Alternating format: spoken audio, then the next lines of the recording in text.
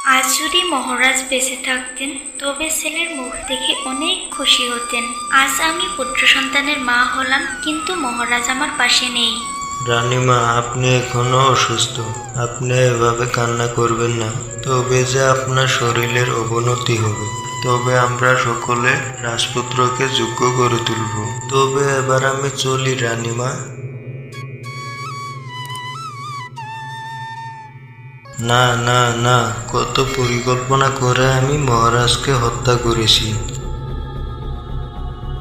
রানীমাকে বলেছিলাম মহারাজ শিকারে গিয়ে বাঘের পেটে গিয়েছে শুধু এই সিংহাসনের লোভে, আর আজ কি না সিংহাসনের উত্তরাধিকারী পৃথিবীতে চলে এলো।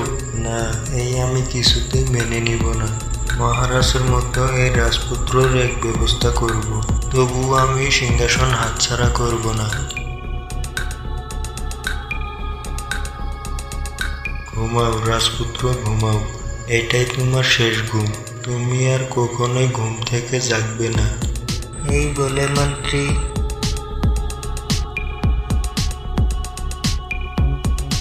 রাজপুত্রকে জলে ফেলে দেয়। যাক বাবা, বাঁচা গেল। এই রাজপুত্রকে তবে আমি শেষ করতে পারলাম। আমি নিশ্চিত এই রাজপুত্র কিছুক্ষণের মধ্যেই জলে ডুবে মারা যাবে। এই বলে মন্ত্রী চলে যায়। আরে আরে, এটা কে? এই পদ্ম পাতার উপরে তো জলভেসে আমি পূর্ণিমার চাঁদ দেখি। আজ আবার পদ্ম পাতার উপরে মানুষের সন্তান ভাসছে। তবে এটা কার সন্তান? কে এভাবে ফেলে ধুয়ে গিয়েছে? ভাগ্যিস এইটা জাদুই পদ্ম পাতা, নয়তো জলে ডুবে মারা যেত। এই ছেলেকে তো দেখে মনে হচ্ছে এ কোনো রাজপুত্র। এ কি? এ তো ফুলপুর গ্রামের রাজকীয় রোকেট। এই সন্তান কি তবে ফুলপুর নগরের রাজবংশের?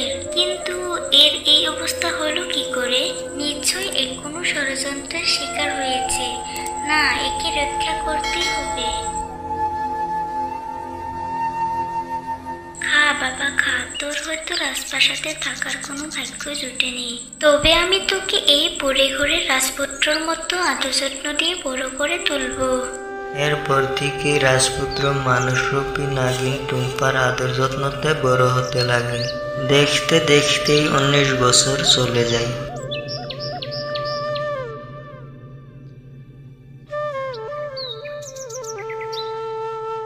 নয়ন, নয়ন, কোথায় গেলি রে বাবা?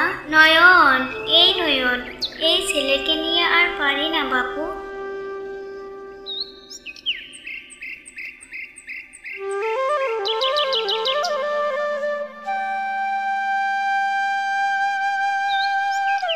নয়ন, তুই তো ভালোই যন্ত্র চালাতে শিখে গেছিস। এবার বাড়িতে চল, গিয়ে ভাত খাবি।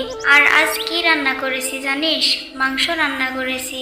ঠিক আছে, কিন্তু মা আগে পাখিটা আনুক, তারপর বাড়ি গিয়ে ভাত খাবো। নয়ন ভাই, এই যে তোমার আহত করা পাখি। এবার তুমি বাড়ি যাও, গিয়ে ভাত খেয়ে আবার কাল দেখা হবে, কেমন? কেন, তুই যাবি না? আরে আজ আমার মা মাংস রান্না করেছে। কি রে, তুই আমার সাথে যাবি না? আসলে নয়ন ভাই, মাংস আমার খুব প্রিয় খাবার। আমি যাব তোমাদের সাথে তোমাদের বাড়িতে। নয়ন ভাই, চলো তোমাদের বাড়িতে যাওয়া যাক। হ্যাঁ হ্যাঁ, তাই চল। মা, বাড়িতে চলো। মা গেল কোথায়? মা তো এত সকালে কোথাও যায় না। আর রান্নাঘরে তো কলস আছে, আর কলস ছাড়া তো মার জল আনার কথা নয়। মা, ও মা। নয়ন ভাইয়া, নয়ন ভাইয়া, সর্বনাশ হয়েছে, তাড়াতাড়ি চলো। কি সব বলছো? কি হয়েছে বলবে তো? তুমি হাঁপাচ্ছ কেন? বলো না কি হয়েছে। এখন এত কিছু বলার সময় নেই গো, তাড়াতাড়ি গেলে সবটা দেখতে পারবে। মা, আমি এসব কি দেখছি? তুমি মানুষ নও? তোমার লেজের এই অবস্থা হলো কি করে মা? বাবা, তুই আমাকে ক্ষমা করে দিস। এতদিন আমি তোকে মিথ্যা বলেছি। আমি আসলে নাগিন, আর তুই জলে ভাসা সন্তান। আমি তোকে কুড়িয়ে পেয়েছি, আর তোর মায়ায় পড়ে সত্য ভালোবেসে। তোর মা হয়ে তোকে বড় করে তুলেছি, কিন্তু আজ নিয়তির কাছে হেরে গিয়েছি। নিজের উপর গাছ পড়ে আজ আমি মৃত্যু যাত্রী। না মা না, তুমি এভাবে বলো না। তুমি চলে গেলে আমার কি হবে? আমি তো জানি না আমি কে, আর আমার বাবা মাই বা কে। বলছি বাবা, সবটা খুলে বলছি। তুই ফুলপুর নগরের রাজপুত্র, আর তোর গলায় রকেট, তাই তার প্রমাণ। তবে আমার মনে হয় তুই কোনো ষড়যন্ত্রের শিকার হয়েছিলি। তাই বলছি, আমি চলে যাওয়ার পর তুই ফুলপুর নগরে চলে যাস। সাবধানে থেকে নিজের অধিকার আদায় করিস বাবা। মা চোখ খুলো মা, আমায় ছেড়ে যেও না মা। নয়ন ভাই, তুমি কেঁদো না। যার চলে যাওয়ার সে তো চলে গিয়েছে। নিজের মনকে শক্ত করো, আর ফুলপুর নগরে গিয়ে তোমার অধিকার তুমি ফিরিয়ে নাও। নয়ন তার কথা শুনে নিজের মন শান্ত করে ফুলপুর নগরে চলে যায়। এই এই কে তুমি? তুমি প্রাসাদে ঢুকলে কি করে? আর প্রহরী কোথায়? প্রহরী বা কি করছে? তোমাকে আগে এই প্রাসাদে তো কোনোদিনও আসতে দেখিনি। কে তুমি?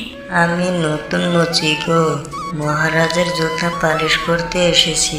তাই বলছি তুমি আমায় মহারাজের কাছে নিয়ে যাও না গো। আমি তো এই রাজপ্রাসাদের কোনো কিছুই চিনি না। আচ্ছা আচ্ছা, নিয়ে যাচ্ছি, চলো আমার সাথে।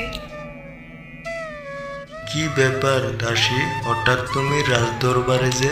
আজ্ঞা মহারাজ, নতুন মসি এসেছে আপনার জুতা পালিশ করতে।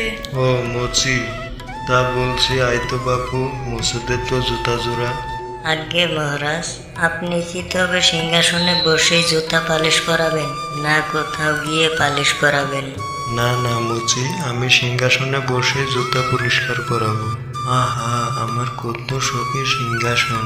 আমি কত পরিকল্পনা করে মহারাজকে হত্যা করে আমি এই সিংহাসন লাভ করেছি। একে বলেই দিই সাধারণ একজন মুচি। মহারাজকে হত্যা করে তার কিছুদিন পর রাজপুত্রকে জলে ফেলে দিয়ে হত্যা করে, তারপর মহারানীকে অন্ধকার পক্ষে বন্দি করে তারপর সিংহাসন ছিনিয়ে নিয়েছি। বুঝলে মসি? আপনি রাজামশাইকে মেরে সিংহাসন লাভ করেছেন? আপনার বুদ্ধি আছে বটে। দেখুন তো এটাকে চিনতে পারেন কিনা।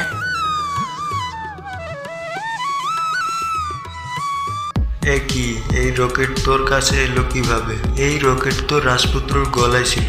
ও, এবার বুঝেছি, তুই তাহলে রাজপুত্র, আর তুই এখনো মরিসনি।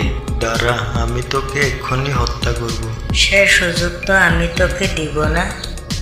এই বলে রাজপুত্র মন্ত্রীকে হত্যা করে তার অধিকার ফিরিয়ে নিই।